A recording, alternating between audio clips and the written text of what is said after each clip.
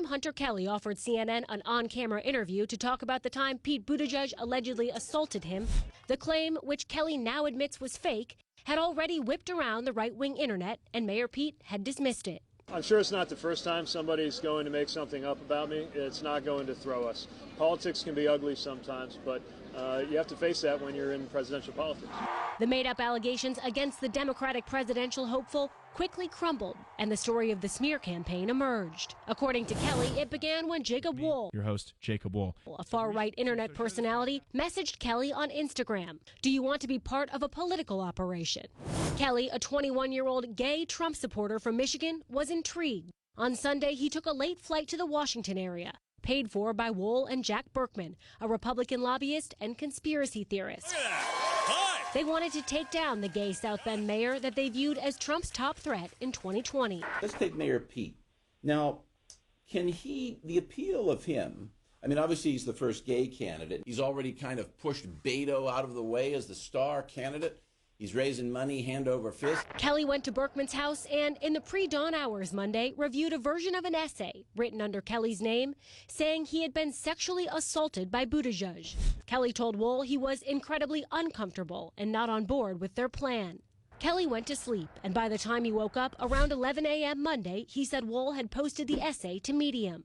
In the hours that followed, the post got more than 12,000 Facebook interactions, according to a media analysis. It was picked up and reshared by right-wing sites like Big League Politics, InfoWars, News Wars, and The Gateway Pundit, potentially reaching millions of readers. The mainstream media wasn't reporting the claims, but by 2 p.m., Mayor Pete was asked about them anyway. Do you have anything to say about the allegations? GOP political operative Alice Stewart says the campaign's fast and forceful response was their best bet. The campaign response was an A+. Good morning. Working on Ted Cruz's presidential campaign, Stewart knocked down tabloid tales like Cruz having 5 mistresses and a father who was involved in the JFK assassination. In this day and age of social media and Twitter and Facebook and Instagram, a lie can get all the way around the world before the truth puts its pants on. Kelly returned CNN's call about 2 hours after Mayor Pete's press gaggle. Kelly only wanted to talk on camera. We pressed for more details to corroborate the claim, but got no response. Later, he would tell CNN Burkman and Wohl forced him to read a script. Burkman, the same man who helped fuel Seth Rich conspiracies, Shot twice in the back. who helped try to pin a fake sexual assault allegation on special counsel Robert Mueller. My firm, Jan Berkman and Associates LLC, has launched a massive investigation of Bob Mueller. Around 7:30 p.m. Monday, Kelly texted, "I was set up," and admitted the allegations against Buttigieg were fabricated. He accused Burkman and Wohl of setting up a fake Twitter account in his name to spread the story. Burkman claims Kelly willingly signed a statement describing the assault. He says he was trying to help Kelly get the story out. So all of this nonsense of he didn't sign or was forged, of course, all of that's not true. I think Hunter's a very fine young man. I don't understand why he's now telling these lies. It was definitely something I wish I could take back going out there, Kelly told CNN. But I can't, so I'm trying to right my wrongs. Let the truth be told.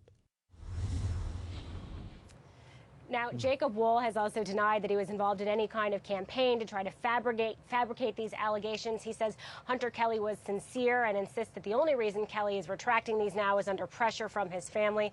It's worth noting, though, Brian, that the last scheme like this that Wohl and Burkman were involved in that had to do with the special counsel, that one was referred to the FBI. To the FBI. This really shows how ugly it can get out there and how confusing it can be online. What did the Buttigieg campaign tell you?